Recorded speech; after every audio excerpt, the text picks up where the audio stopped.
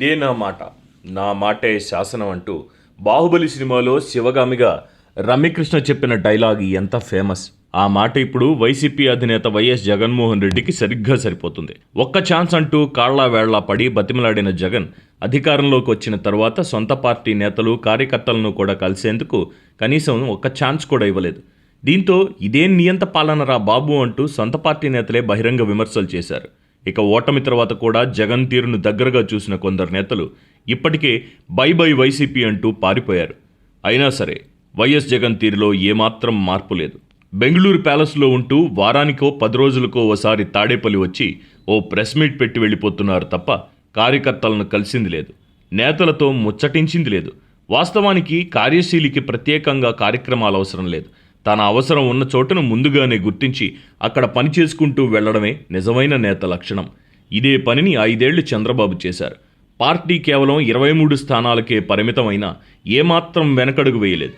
విశాఖ, తిరుపతి ఎయిర్పోర్టుల్లో పోలీసులు అడ్డుకున్నా సరే ఆగలేదు. కాన్వాయ్ మీద వైసీపీ గుండాలు రాళ్లు వేసినా సరే భయపడలేదు. ప్రతిరోజు పార్టీ ఆఫీస్కి వచ్చారు. నేతలు కార్యకర్తలతో ముఖాముఖిలు నిర్వహించారు. సమస్యలు తెలుసుకున్నారు, భరోసా ఇచ్చారు, ముందుండి నడిపించారు, చివరికి లక్ష్యం సాధించారు. అయితే జగన్ తీరు మాత్రం ఇందుకు పూర్తి భిన్నంగా కనిపిస్తోంది. పార్టీ ఘోర పరాజయం తర్వాత కూడా జగన్ తీరులో ఎలాంటి మార్పు రాలేదు. పైగా అదే నియంత పోకడలు. 5 ఏళ్ల తర్వాత జరిగే ఎన్నికల్లో తానే మళ్లీ గెలుస్తా అని, అప్పుడు అందరి లెక్కలు సరిచేస్తా అని ఇప్పటి నుంచే బెదిరిస్తున్నారు. అంతే తప్ప సొంత పార్టీని కాపాడుకోవడానికి జగన్ ఎలాంటి చర్యలు తీసుకుంటున్నట్లు కనిపించడం లేదు. వాస్తవానికి ఓడిన నాటి నుంచే పార్టీని కాపాడుకోవడమే లక్ష్యంగా జగన్ పనిచేయాలి. నేతలకి భరోసా ఇవ్వాలి, కార్యకర్తలకు ధైర్యం చెప్పాలి, అండగా ఉంటా అంటూ నమ్మకం కలిగించాలి. కానీ జగన్ అలా చేయలేదు. కేవలం అరెస్ట్ అయిన నేతల కోసం మాత్రమే జైలుకి వెళ్లారు. మళ్ళీ బెంగళూరు ప్యాలెస్కి వెళ్ళిపోయారు. అంతే తప్ప పార్టీ కార్యక్రమాలపై ఎలాంటి దృష్టి పెట్టలేదు. అసెంబ్లీ సమావేశాలకు గైర్హాజరవ్వడంతో ఇప్పుడు సొంత చెల్లి షర్మిలతో సహా అన్ని వర్గాల ప్రజల నుంచి తీవ్ర వ్యతిరేకత వ్యక్తం అవుతోంది.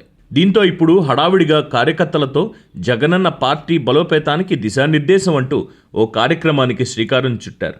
అయితే ఇది కూడా ఇప్పుడు కాదంట, వచ్చే ఏడాది జనవరి నెల నుంచి అని స్వయంగా ప్రకటించారు జగన్.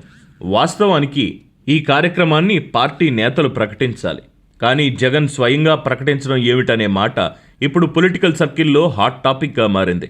ఓడిన 6 నెలల తర్వాత ఇలాంటి ప్రకటన చేయడం వల్ల తాను కార్యకర్తలకు దూరంగా ఉన్న, కార్యకర్తలను ఏమాత్రం పట్టించుకోలేదనే విషయాన్ని జగన్ స్వయంగా ఒప్పుకున్నట్లుగా ఉందని రాజకీయ విశ్లేషకులు అభిప్రాయం వ్యక్తం చేస్తున్నారు.